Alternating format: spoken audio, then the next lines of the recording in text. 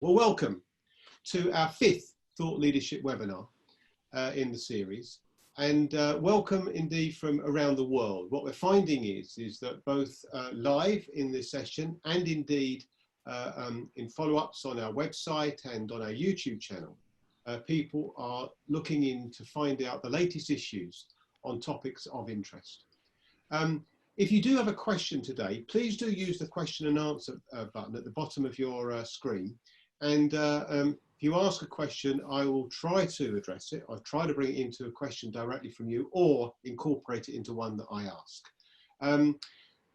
The chat button is more for talking between one another. So it's the question and answer button if you want to ask a question. And once again, I've got leading experts from around the world to talk about this topic of the role of women in security and where do we go from here. What I'm going to do is I'm going to ask each of the panelists, the four panelists, just to say who they are and their affiliation. And once they've all introduced themselves, I'm then going to ask them to make an opening statement, about 4 minutes or so. And then after that, we'll go into question and answers. And the key thing about thought leadership is to make sure that we critique today what is going on to enable us to think better about how security can be provided in the future. So please do join in. Controversy is okay, critiquing is okay, thinking differently is okay, and hopefully in the next 45 minutes, we'll lay a foundation for doing just that, thinking differently. Okay, so let me ask my panelists just to introduce themselves first. Let's go to Charlotte first, who's very local to us. Charlotte. Hi, I'm Charlotte Howell. I'm Research Manager at Perpetuity Research. I've been conducting research in the area of crime and security for more than a decade now, and most recently led on a study of the experiences of women in the security sector. Thank you. Elizabeth? Hello, my name's Elizabeth Moslander. I'm the Regional Security Manager for a Fortune 100 financial institution. I'm also the former chairperson for ASIS International Women in Security Global Council. I've been in the security industry for over 20 years. hate to admit that, but I've been in various factions of security, from distribution, manufacturing, pharmaceutical, technology, pretty much the gamut. Thank you, Elizabeth. Lynn. Hi, my name is Lynn de Vries. I'm from the Netherlands, currently and originally from South Africa. Also have 20 odd years of experience within the security field. I currently work as consultant and trainer for Dutch Risk, specializing in security issues and privacy matters. And Maria. Hello, I'm Maria Teresa Septien. I work for APIMAC Global as Managing Director for Latin America. I'm also part of the Board of Trustees of ASIS Foundation and liaison for Women in Security Global Council, representing Latin America as well. I also have over 25 years of experience in the security sector. Thanks for the invitation. Thank you very much indeed. So that's United Kingdom, United States, Netherlands, a bit of South Africa in there too with Lynn, and Mexico, Latin America. So from all parts of the world. So let's ask each of our panelists then for their opening statement. Charlotte, we'll start with you. Thanks, Martin. Just to set some context to the topic for discussion today, we conducted some research last year into the experiences of women in security. It was based on 706 survey responses and 21 in-depth interviews with women carrying out or managing those involved in physical security tasks. It included UK and overseas respondents, and there was a good mix in terms of type of role, level of seniority, and level of time in the security industry. Overall, the findings suggest that many women hold a positive perception of the security industry, and by no means all have struggled to progress or face discrimination. However, it was apparent that a number of potential barriers to women entering and progressing in the sector still exist. In terms of some of the headline findings from the research, 85% of respondents felt that the security industry is male-centered. around 2/3, 66%, felt that they had to work harder than male colleagues to earn respect.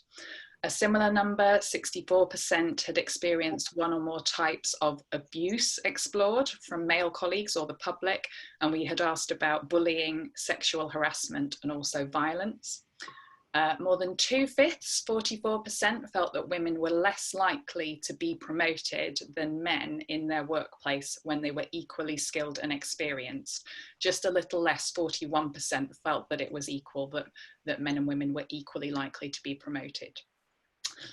44% thought that security work is not compatible with family life.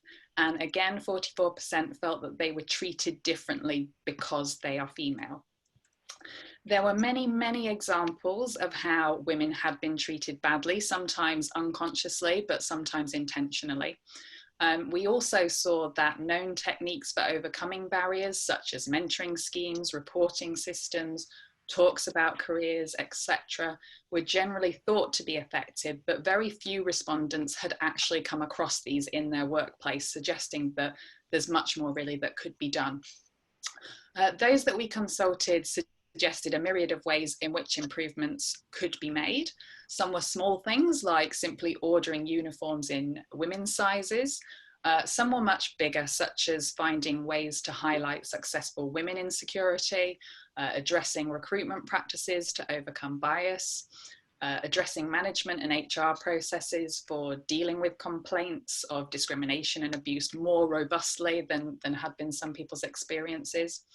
Addressing the culture within organisations, ensuring that all colleagues from the top to the bottom are held to standards of conduct and respect towards their colleagues, and further addressing perceptions of security, that it's no longer about being physically imposing, that other skills such as good communication, good customer service are now more relevant. In short, spreading the word that there is a place in security for a much more diverse range of individuals with a diverse range of skills than in the past.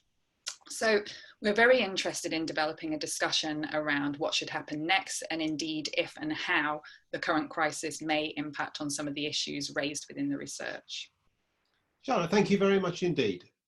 Elizabeth, over to you for your opening statement, please. Thanks, Martin. Well, as you know, security has been typically a male-dominated profession. Men have traditionally been looked to as our protectors, and therefore seem to be a logical fit for security. During a crisis, people tend to turn to men more than women, as it's the way that it's always been, the status quo. However, women are absolutely exceptionally gifted and good at navigating and procuring results, especially during challenging times. With the world currently facing the coronavirus pandemic, businesses have been forced to look and think outside the box of the traditional way of doing business. The concept of working from home, while some companies were progressive and used these features of the concept for driving retention, most companies did not fully embrace the concept. Now, in their current status, we're all forced to move into that direction, where we're having to think and leverage new ways of doing business. From utilizing food delivery services versus eating in at restaurants, to ramping up IT infrastructures to help support entire remote workforces in the tens of thousands. There are challenges that come with that. So how do we as women prove ourselves in these new times? How do we achieve this success? Well, it's kind of a double-edged sword. For women, we believe if we work harder, longer hours than men, what Charlotte was saying from the research, we believe it will show and add value and in turn lead to promotion. While this may work from time to time, I believe it also can work against us. We may be taken for granted because we volunteer to take on tasks that are not really relevant or valuable to the leadership, or worse, leaders will think we are unable to do the work as quickly as men. We are exceptionally gifted at building relationships, whether it be informal or formal networks. And I believe that building these networks is critical to success, especially now in a remote workforce. I've leveraged my relationships and networks to help build ideas, seek out guidance, and provide connections with key players. The key to building the network is really to do it in advance of any critical event like we're in currently. You can't just tap somebody on the shoulder every time you need something. It's really building that relationship and getting that common ground and mentoring and networking built. We have certain challenges, I think, overall, from women not understanding their value and how they can contribute to the security industry. In the past, the industry was always thought of gates, guards, and guns, right? Very industry-based versus professional status. And I think part of that needs to shift as we move into this new environment of looking at security as a profession rather than as an industry. And getting to women earlier on in their growth, starting at junior high and high school, really talking to girls about how they can be successful in the security arena and just the diverse entity of security. It's not just guards, gates, and guns. It's IT, it's a whole more substance to it, investigations.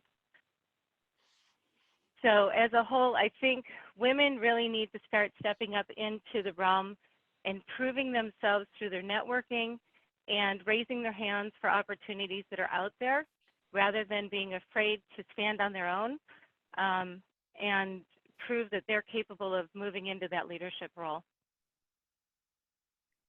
Elizabeth, thank you very much indeed. Lynn, your opening statement, please. Thanks, Martin. I think we've all seen in the last few years, like Elizabeth also said, a lot of companies have made commitments towards diversity and inclusion of women, not only in the security sector. However, if we look around, equal representation of women, especially in security, is not a reality yet, especially if you look at those leadership and other key functions. So the question I think we need to address is how to transform these commitments into real actions and results. Because in the complex and converged security environment of today, we need a diversity of ideas to develop innovative and sustainable solutions for our security challenges. People need to understand why. Why do we need women? Not only because we are women, because we wear dresses, but because women have unique qualities, a unique way of thinking. And like Elizabeth also said, especially in times of crises, that is a very unique opportunity to get different views in there. During the thought leadership session last week, Thursday, about the current crime trends, I think Professor Felsen said that the traditional crime theories are not working anymore in this time we're living in. And this is the chance to change the traditional way of thinking. And I think that's exactly what needs to happen for women in security. We need to change the traditional way of thinking. Security need not be a male-only work field. You don't have to have however number of military or police experience to become a good security professional. Soft skills are just as important, or maybe even more important than ever. And managing a crisis like the one we are living through requires a whole different way of thought. And I think that's exactly what women can bring. Lynn, thank you very much indeed. Maria, your opening statement, please. Yes, Martin, I agree with all my colleagues, and I think that we all need to start thinking of this new normal after the COVID pandemic. We are all being kept contained in our homes, and we are already reorienting our relationships in our companies outside the world and even to each other. And so this will also represent a challenge for women in the security field. Some of these changes that we expect to see in the coming months or years might feel unfamiliar or unsettling, and this is natural. The future is or looks uncertain in every way, but security is perceived as a key strategy function to overcome this crisis, and women have an enormous role to play in these strategic functions. Some challenges that we are already facing in many countries are unemployment rates that are rising, alarming, economy recession, the business rethinking their business models through new short, middle, and long-term strategies. But these crisis moments also represent opportunity in my perception. The more sophisticated and flexible use of technology that could be very beneficial for women in our industry, less polarization, a revived appreciation for the outdoors, new forms of work, and opportunities are in order. There are challenges that we will face, that will be faced by everybody, and women need to step up and demonstrate their talent, experience, empathy, and value to the organization. We all know that, and based on the study, and it's a fact that women are underrepresented in leadership and security positions throughout the world. We also know that only 25% of global leaders are female. Without women in this position, subsequent decisions will not adequately address the particular issues women are and will continue to face in the following months. So I think we have a big job that we should be facing, Martin, moving forward with the new reality. Thank you very much indeed. If you do want to ask a question, anybody, please use the question button at the bottom of your screen rather than the chat button, because that one gets rather busy and we can identify your question a little bit easier. Let me pick up on a theme that many of you spoke around, that here is a time of crisis and here is a chance to rethink. And I wonder whether I could just get your thoughts on how we might do that. I mean, in some ways it's easy to say that we should, but the process of actually making the case in this point in time becomes all the more important. Your thoughts on how we can milk that opportunity. Let me come to Elizabeth first, since you spoke around this, Elizabeth. Yeah, so one of the things that I think women are extremely gifted in is the ability to work during a crisis, multitask, leverage their networking for finding solutions. The challenge really becomes, I think on the front end, is getting women to understand that they need to be building these relationships, these networks now with men and women. It's really critical to be involved in professional organizations, example like ATAP, ASIS International, InfraGard. It gives us exposure to individuals that have other vantage points, opinions, knowledge base. We can't know everything. And I think women are good at understanding that we don't know everything, but we know how to find the answers we need. And by leveraging these networks, whether they be professional organizations or they be internal to your own company, to find answers and solutions or help build those solutions in a comprehensive way. Okay, Lynn, I guess in your world, you've also mentioned associations and you're a part of that. I guess that is a key route going forward. Maybe you could offer your thoughts about your role in associations. You've been involved in the promotion of women. And any other thoughts you've got about how we might milk the opportunity? Well, I think indeed it's good to call it an opportunity, because the corona crisis is an opportunity for us to differentiate as females, because there are very little corona experts in security field, or up to a month ago there wasn't any, I think.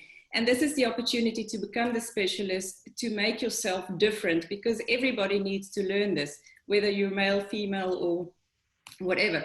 So this is the chance. And there's a lot of information out there, especially all these associations. ASIS International, for instance, has a page on Corona, on COVID, how to manage that. And there are a lot of discussions out there. And I think also in this time, there are quite a lot of free webinars. So my advice would also be to take this time and to use those free webinars to up your knowledge and to make sure that you can make a difference and that you can really differentiate yourself from the crowd. Yeah, and Maria, I was interested in your point about technology, and I guess there is this, I mean, you too have been involved and are involved, as you said, in associations. Your thoughts on how what are the next steps in terms of recognizing that in this time of change, there's an opportunity to think differently about the role of women in security? Well, Martin, to be completely honest, I think there's an opportunity to think about the role of overall security professionals, not only women. We are facing a new opportunity and a new challenge. So it's not just women, it's all security professionals that we need to think differently, and that we need to think in more innovative ways to address this new reality. I think there's a lot of opportunities now more than ever. We need to keep relevant to the organization. We need to be ahead of upcoming changes. We need to move forward and be really and understand these challenges and how in the future these new business models will be adapted to all our organizations. And that includes this convergence, taking and embracing technology, as well as making more effective and multidimensional teams that can really understand the businesses as a whole. We need to understand that moment. We need to be more creative, more flexible, and we also, of course, these times demands the best minds in the world to really overcome that. And I think we as security professionals have a great role to play regarding this new reality. It's also a fact that actions and plans that don't recognize gender differences will be less than effective. So we need to start really moving this necessity of having women represented in that leadership and decision-making positions, and really understanding how we can leverage their talent and this natural ability that we have, this emotional intelligence and the understanding of the unique challenges that we face, having to balance a professional and family careers into our lives. Yeah, thank you, Maria. I mean, one of the points that came out of the research, Charlotte, was that in fact, many of the challenges or many of the responses to the barriers women face are actually the sorts of initiatives that would be good for the sector generally. In fact, they weren't gender specific. I asked that because we've got a question coming up on this in a second. Do you want to just elaborate on that point a bit? Yeah, sure. Yeah, so for example, one of the key issues in discussion was around things like working practices and the inflexibility of working patterns, shift work, and that the nature of some security work. So in terms of what Elizabeth and some of the others were saying, the fact that this crisis does put everyone out of their comfort zone, people are having to find different ways of working, it does suggest that that's going to open people's eyes to doing things differently. And rather than saying, no, the work is these shifts, we've got to stick with this, that's how we do it, this is how it's done, it may actually encourage, you know, more wider thinking about how things can be done, a bit more creativity and innovation about how people actually perform their jobs, which may have advantages for diversity generally, including female employees. Okay, just on this subject of association, two questions really. Letitia and Vina both raised the issue about how, in a slightly different ways, but the point is about how women unite in terms of recognizing experience and putting forward their points. I guess it's easy. It sounds like an obvious thing to do, and there are good networks, and of course, all four of you in different ways are part of it. But how do they do that? How do you do that better than you're doing it now? Because ultimately, uniting around raising awareness, putting forward ideas, promoting the cause is fundamental. And yet, it's one way to say associations. The two of the questions are asking, how can we do that? Perhaps come to you first, Maria. Well, I think in my personal experience, Martin, really belonging to associations like ASIS International has helped a lot to open these opportunities to be more relevant and to really understand what's happening in the security industry. And belonging to these Women in Security Councils has been very important. And as you mentioned before, also, if you can interact with other associations like OSAC, ISACA, etc., that would certainly be very relevant. I think we need to make an effort really to build those networks among us. There are several studies in which they demonstrate that women that are in leadership positions, they start building these networks really early in their careers. And I'm also certain that it's very important to find mentors within your organization or outside them. So I think promoting those participations in these associations, finding these mentors is really very, very important to make an easier path for women to become better leaders in the security industry. Elizabeth, you're nodding. So let me just give you a chance to reinforce that. I completely agree with you, Maria. I mean, it's really about having built that mentorship, mentee mentorship, because it's a two-way street, right? The mentor is providing guidance, and the mentee is also at times mentoring the mentor, right? Great example for myself is I was mentoring somebody in the younger generation on just, navigating our security profession and next steps and where they can go, and they were educating me on the new cutting edge technology of what can be leveraged and how it can be leveraged. So it really is important for us to build those relationships, those mentorships. It's a give and take, right? And one of the things that I think we have not done well as women is educate our younger generations, right? Those who are up and coming, trying to navigate the workforce. What is it that I'm good at? What do I want to do? I have two daughters, both of which I've instilled in them what it is I do and how diverse the security profession is, that it's not just, guarding a door. It could be investigations, it could be IT security, it could be technology-driven integration. There's such a wide facet of things that you can be doing, but the lack of knowledge at the right age doesn't prepare women to move in this direction. I came into this profession kind of haphazardly. I didn't go to school to learn to become a security practitioner. I went to school for international relations and Spanish.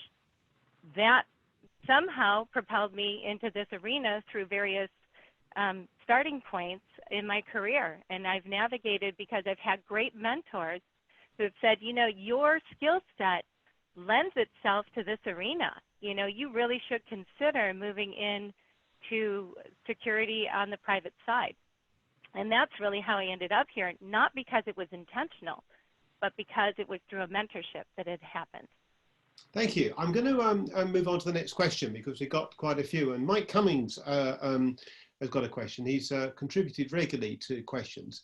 And he raises the point, this question, and I'll come to you, Lynn, first, if I might.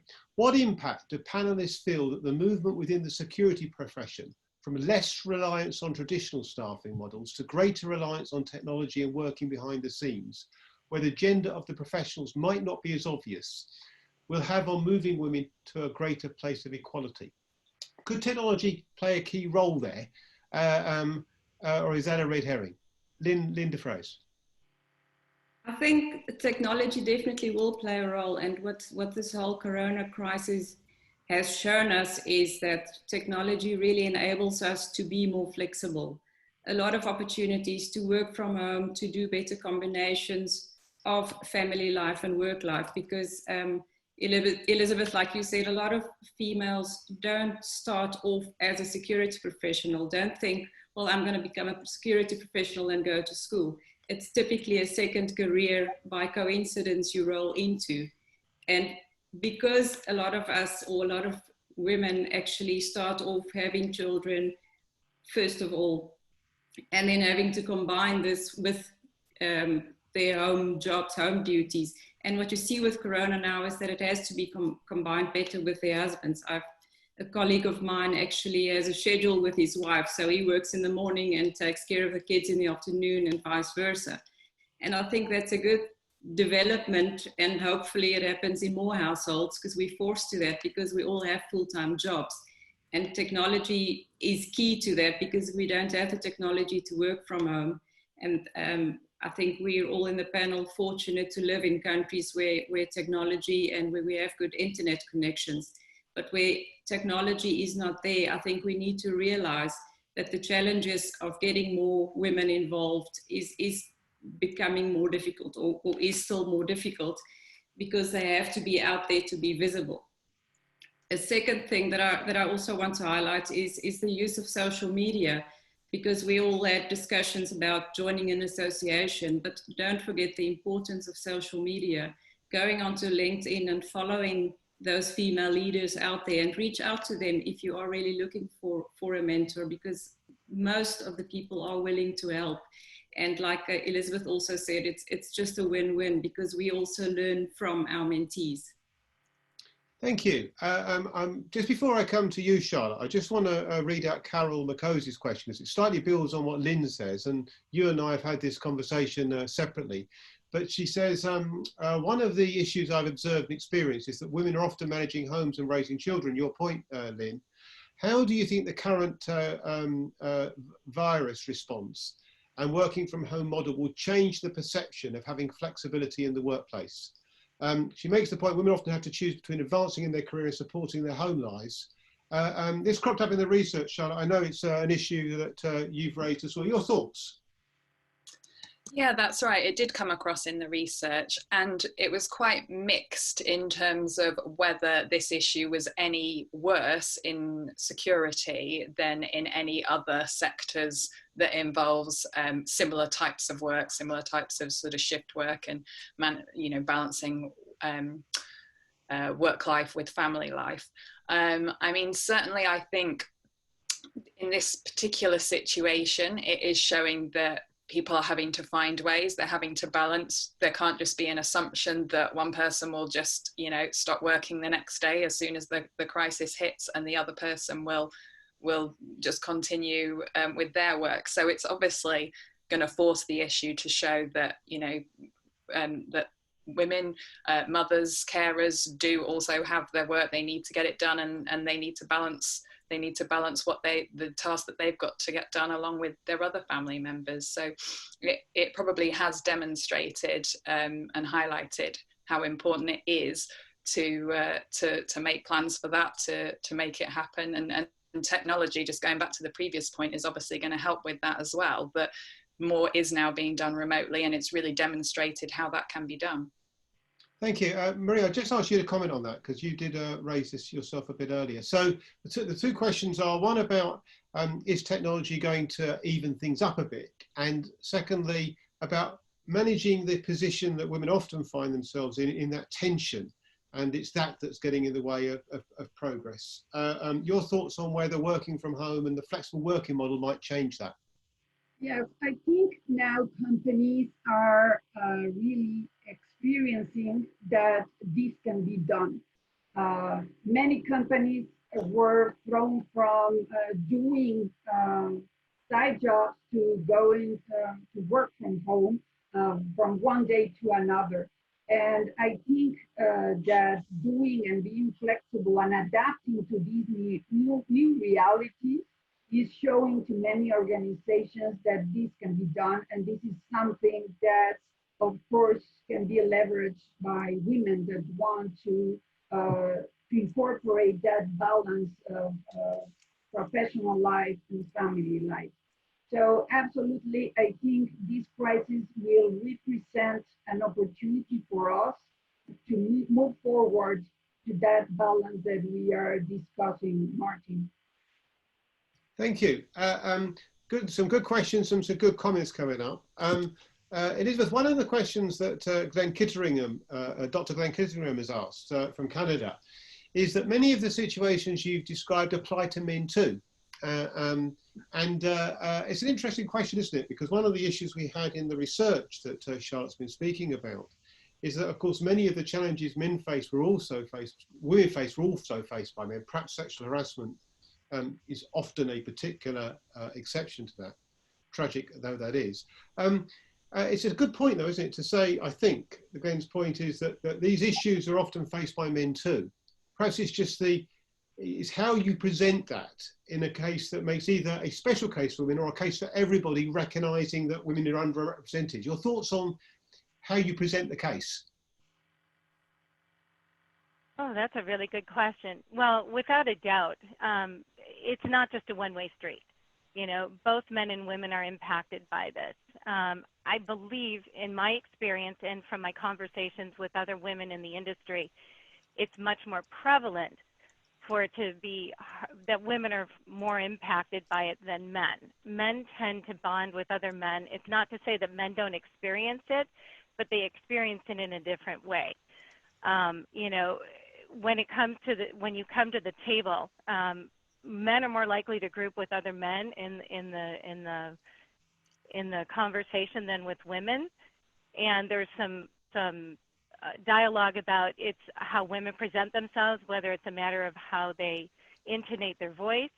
But truly, men experience it, but I don't believe to the same level that women do. And you know, we need to get to a point where it's not gender-based. You know, people need to get to the point where we can find the common ground, where we're seen as people, not as men and women, but as people in the security profession that come together to discuss issues and resolve them. And until we get to that common ground, finding that common platform, that common knowledge base that brings us together as a group, we're going to continue to have this disparity between the men and the women, that piece that keeps us apart rather than pulling us together. Interesting point that you should raise there, actually. Kevin McNeish says, what do panels think on positive discrimination on recruitment as an issue? I mean, I mentioned this, Elizabeth, because you've just said about being the same. I wonder what you think about positive discrimination at recruitment. I mean, that would begin to address the imbalance, wouldn't it? Elizabeth? I think to some degree, yes. But then it shifts the structure again. You know, I had a conversation with one of my colleagues about, you know, EEOC and how that has impacted the security industry as a whole. You know, the reality is equal employment opportunity is a great thing to have. It's helped us move into positions, but ultimately I believe the right fit for the right role is really the key here, and that sometimes EEOC may inhibit the right person getting that right role. I don't want to say anything bad in the sense that I don't believe in it. I do, but I believe it's more important that we get the right fit. It doesn't matter if you're male or female. It really is about getting the correct person in the right role. Lynn, Kevin asked about all women shortlists, all women. Okay, your thoughts on recruitment?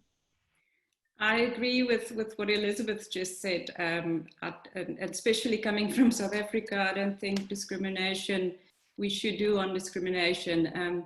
However, I do think if you have two equal participants, if you want to call that discrimination, then yes. If you have two equal candidates, then I think if we want to ensure that there are more women out there, you should go for the women in that case, but only if you have two equal participants. So your aim should still be to get the best person for the job. And if that's not a female, too bad, then it's not going to be a woman filling in that job. And the women might have other qualities to be able to fill in another position. Maria, I'll come to you next. Just before I do, can I read out a question from Kaylee Tobble? Hope I pronounced that right, Kaylee. And she says, on this issue, we have discussed the importance of having male sponsorship for women to be successful in the security industry. What do the panelists think about the notion of man-ambassadors? Men ambassadors. Liz is smiling, so is Charlotte, but I'm coming to you first. Maria, your thoughts on all women shortlists and man-ambassadors? Well, I think we do need to consider men ambassadors and mentors. I mean, there's a lot of talent out there, and I think we need to consider this, Martin, absolutely.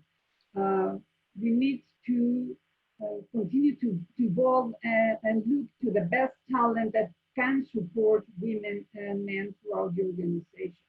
I don't know if that was the question that you were trying to address, Martin. Thank you. Charlotte, this issue about is rather overlapping something you and I are working on at this moment, the recruitment to the security sector. And there'll be another report on this later in the year. But one of the issues coming through this, Charlotte, is the fact that not many people sit at school thinking, I want to go into security. They might say about the police or the military, but they don't say about security. So another one of these issues, equally true for men, but especially for women.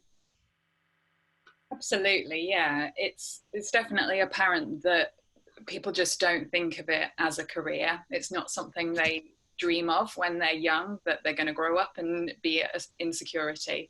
And particularly, it would seem that it's down to the security industry, to the organisations, to spread the word about the careers that are out there and to ensure that young girls, young women are included in that they realise that there's opportunities for them too.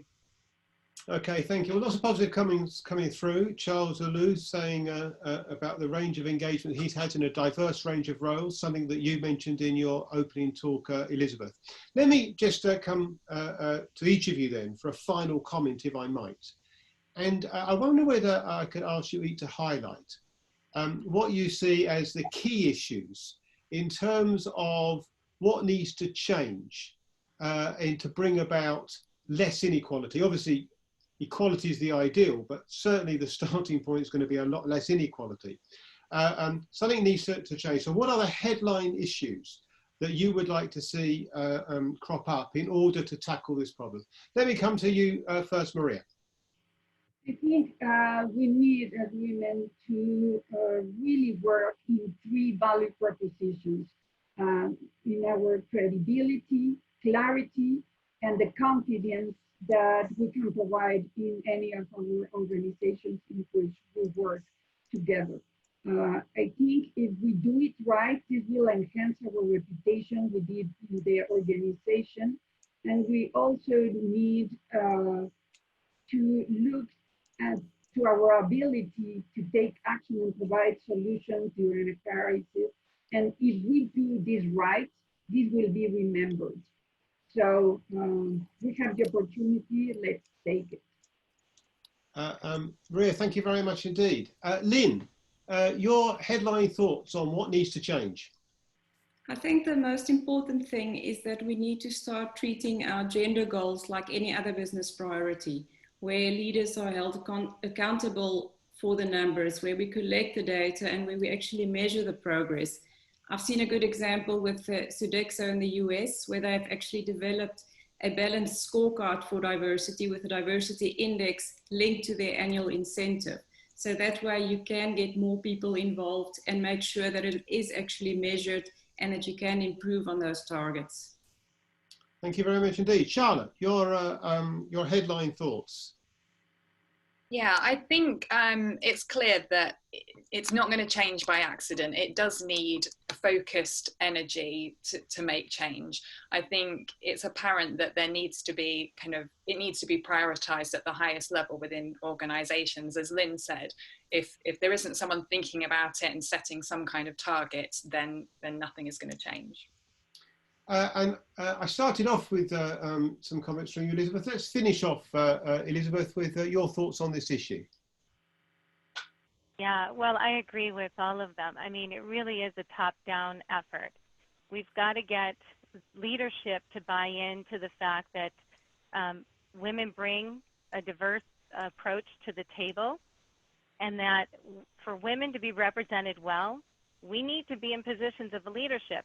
And we're not going to get there unless we have support from the top and we leverage the mentors that we have to help guide us through the process. Men are very apt at getting promoted, so we as women really should leverage our men as allies and have them help us help ourselves to understand where our roadblocks are so that we can continue to grow in the professional side of the business.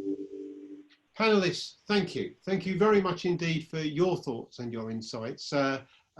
That's our 45 minutes, 46 actually, action-packed with information.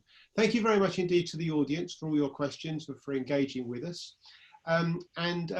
This is just to remind you that a copy of this webinar will be available on the OSPA's website and on the Security and Crime YouTube channel, along with all the other webinars if you'd like to look back on it.